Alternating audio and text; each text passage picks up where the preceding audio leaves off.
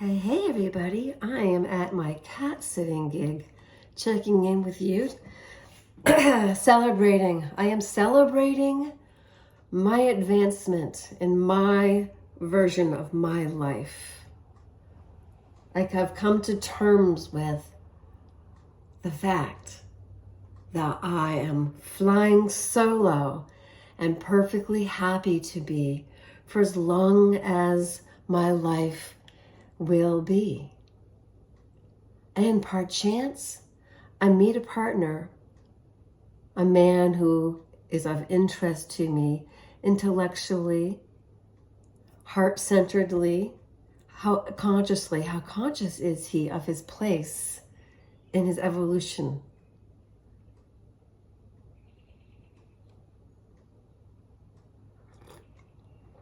And I would hope he'd want to know the same about me, because otherwise, what's the point? So, pull up a cuppa. If this is your morning time, good morning. I have myself a scone that was given to me by Joy. That's her real name. It's carrot raisin with glazed sugar topping, confectionery sugar melted down with butter. Or something. Delicious. So, any of you guys out there know how to talk to girls?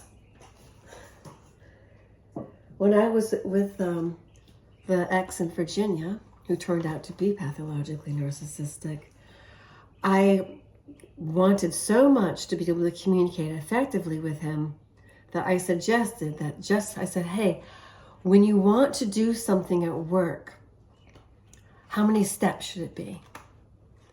And then he said it should be 10 steps or less. And he was in process engineering. So I asked him, in all sincerity, I said, well, I went online and I found this and I printed it out. The rules of fair fighting. The number one rule of fair fighting, which is defined as having a disagreement. The number one rules of fair fighting is to not call the other person names.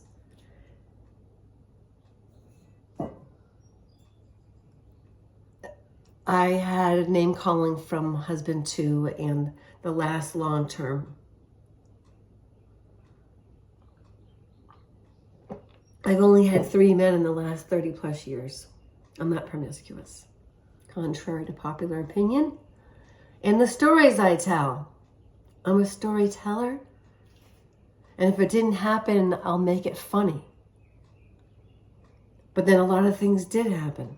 You'll have to ask me in an interview, and I'll tell you precisely what happened, when it happened, who it happened with, who it happened to. You just cite whatever I said in my video. I'll remember.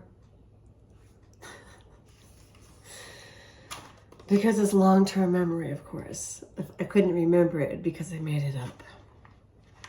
Or in the case of the guy and who I wrapped up, the cringe boomer, the one who made assumptions and already had invited himself over to my son's house just upon my meeting him and my saying, I might go to downtown Cary tonight. Have you ever been down there? Do you like going down there? Well, if so, I'll give you a text. I waited and I waited, he said. You should have done this. That's what I would have done. Those are all signs of a very toxic man who hasn't owned up to his own emotions and is still crying for his mother. That's a king baby. So I know I'm not supposed to act any other way other than how I would treat a woman friend.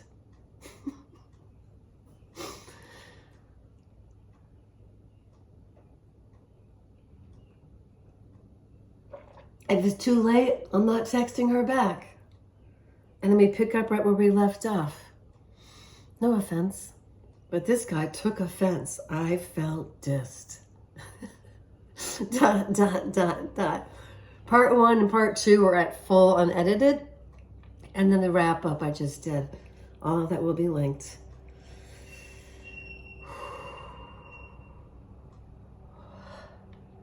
All I can tell you, well, one thing amongst many things, because you know how I love telling you things. That's why I have my channel, tell you things. The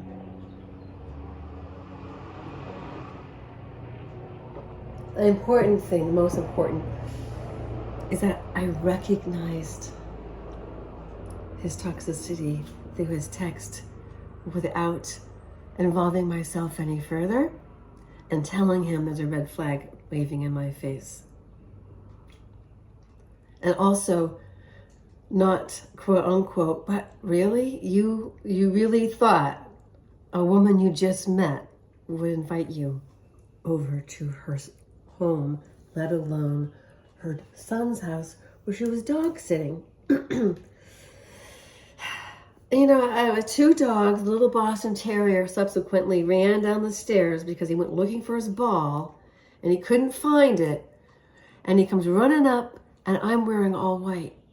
And I could have told this guy this great story about how I had these little paw prints on me not that much longer after I got off the phone with him. And now that I look back at it in retrospect, a dog is a territorial animal. And Donnybrow was essentially telling me, this is our house. And I totally agree. And I let the man have the last word.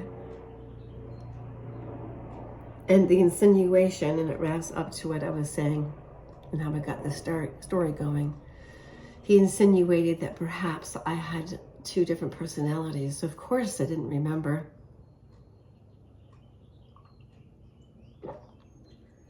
And I think he messed up and didn't put a question mark. He put an exclamation point. Because men are impulsive and by nature, but especially narcissists, even though they come across as calm, cool, and collected, everything they say impulsively is without restraint in that they're saying it, but it's without restraint in how they're thinking and how they're telling you. They tell on themselves. They tell on themselves. What man would meet a woman and assume that she dissed him? Would he not say, excuse me, I think I made a mistake. Did you say I might have you over my son's house tonight? No, of course he didn't.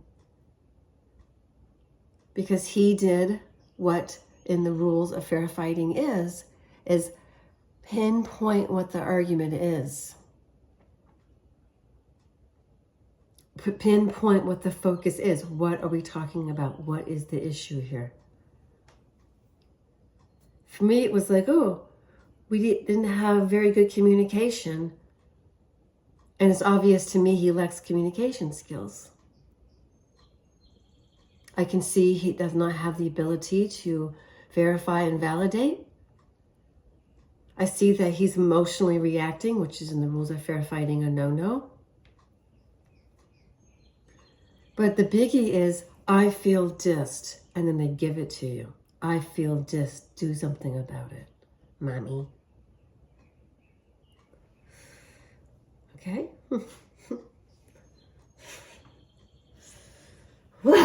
So I have to shake that off. Hey, Ricky, want me to go outside with you?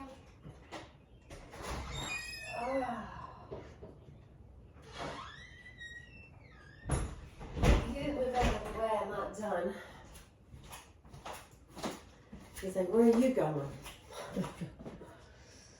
I'm back. So let me read from my notes of where we're going next. That's the wrap up of the wrap up. Men need to learn how to talk to girls. They need to learn effective communication. It can also be utilized in the workplace. I will talk to you about and give my review and opinion and the link to these 8 steps of effective communication. So the engineer said nothing should be less than over 10. Nothing should be over 10. There should be never more than 10 steps. Which is what my girlfriend's mistake was when she had the art of sex. You know, she did a tantra book and she had like 101 things. I mean, that's overwhelming. People can barely deal with 3. On top. Is he on top? Are you on top? Pop on top. Okay. So, as much as I'd like to move on, and I am, there are some things that people ought to recognize if they themselves are interested in the subject that's so very popular on YouTube land. And it is the narcissist. There are channels upon channels. I recommend, first and foremost, at 11:33, I recommend The Little Shaman. If she talks too fast for you, go up to the gearbox and slow it down. It's the upper right, and it looks like a cog. Like in a watch or something, you know, the mechanical cog.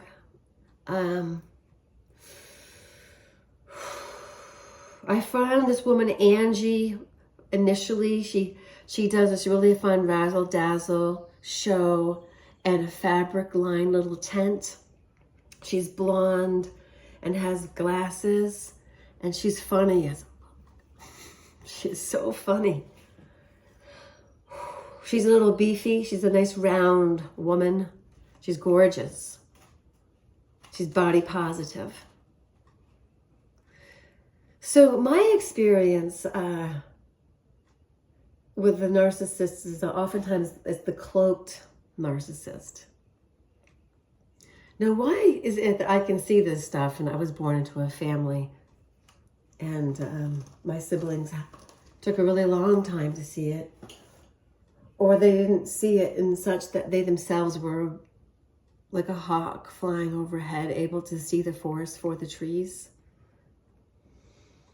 But when you're in something that's abusive, when you're in the relationship, when the family context, in close living, everyday, regular exposure, it's harder to isolate what's happening and heal it. And I'm thanking now the male partners in my life.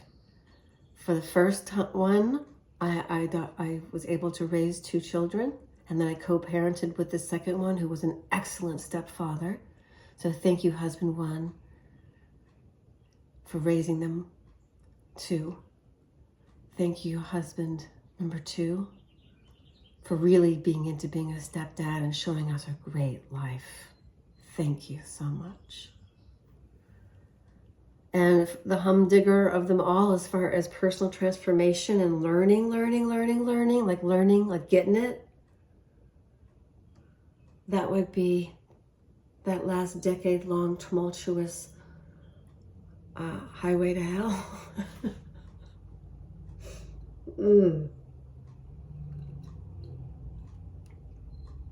But 2 things. I've got a lot of great stories, and I had a lot of great sex.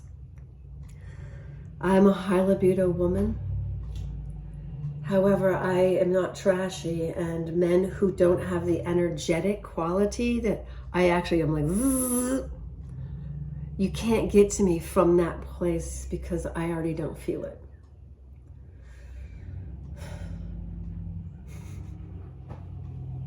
So you would have to start from the top down, which is how you undress a woman as well.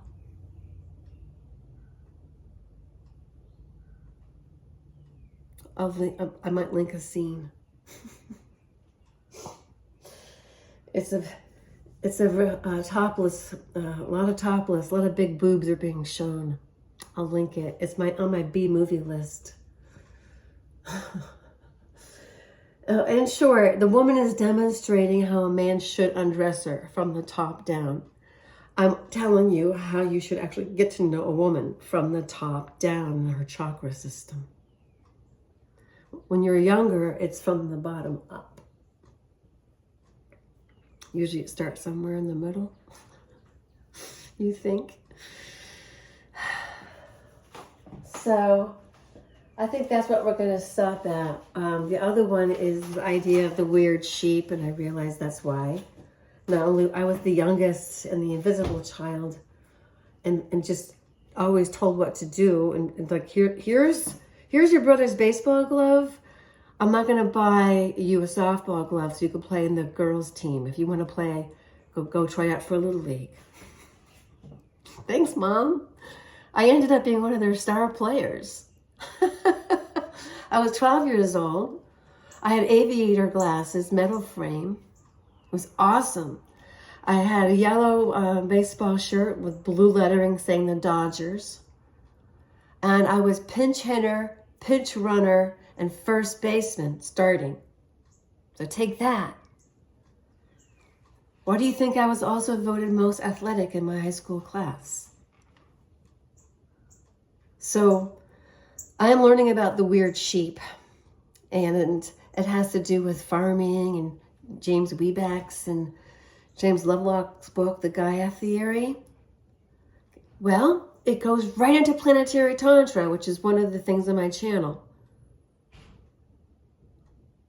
And I'm not hook, line, and sinker with everything with planetary tantra, but it certainly did hook me in. And now I do things the way I need to do them for myself and my own integrity. Basically, I love the earth. Thank you, earth.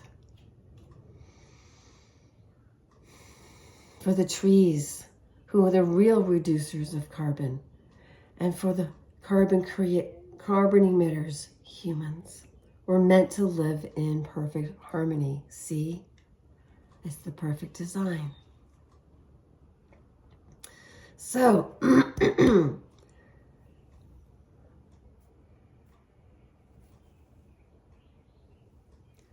number one, the weird sheep is never part of the herd. We'll go into all of that later, including the Gaia theory. I'm just finding this out.